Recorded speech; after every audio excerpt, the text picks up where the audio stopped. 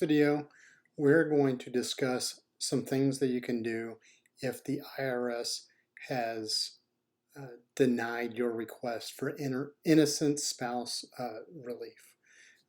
This assumes that you filed IRS Form 8857, Request for Innocent Spouse Relief, and received a preliminary determination letter after the IRS's review.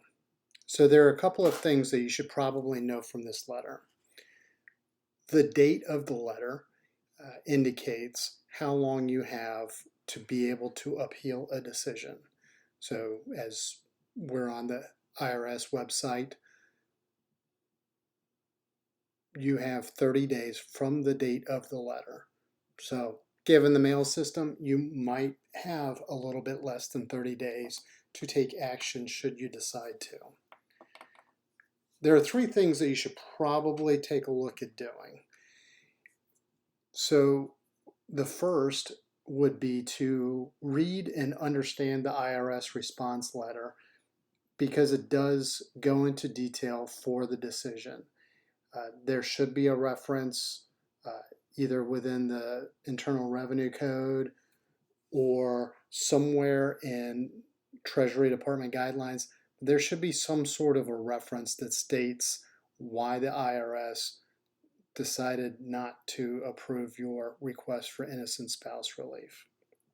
Now, if you're the requesting spouse and your request is approved, then your counterpart, your ex-spouse or your current spouse that did not request that, is now on the hook for the amount of tax that the IRS deemed appropriate. That spouse might actually have a reason to appeal if he or she does not agree with the position that you took. So there are a couple of things in here, and you should probably understand them in depth. So before you think or consider an appeal, just know that you should probably get a better understanding of what the letter is saying, and do some research as to whether or not you can get a different result based on information that you submit to the IRS. So if you can't understand the IRS's position from the letter itself, then I would say your number two option would be to contact the taxpayer advocate. So the taxpayer advocate service is a completely independent branch of the Internal Revenue Service, and their entire job is to support and be an advocate for the taxpayer when it comes to tax cases. So if you're going to appeal a determination, the taxpayer advocate can walk you through that scenario to help you understand what you might consider appealing.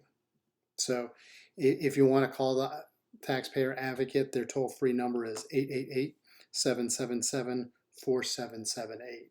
And again, if you do this, your primary concern would be to get a better understanding of the situation as the IRS evaluated it, and then be able to understand if there's information that the IRS did not have, or if you presented it in a different manner. And then really the third thing would be to talk to either a certified public accountant, an enrolled agent, or a tax attorney that specializes in this kind of work, because the appeals process is an uphill battle. And to give you a brief summary or an example of how tough it is, Form 12509 is the innocent spouse statement of disagreement. I'm going to pull it up really quickly in this video just so that you can see what this form is about. Basically, there's a box to click if you want to go to the appeals court. You put your name, your social security number, and then you complete this narrative section. So unless you absolutely know what it is that you're going to put in this narrative, you're probably going to need someone to help you out. So that is why I would recommend you seek to understand the purpose of the letter, the reasoning behind the letter, and if you can't understand it from the letter itself, then you should probably contact the Taxpayer Advocate Service or ask an attorney, tax preparer, for help in better understanding your determination letter. Thank you.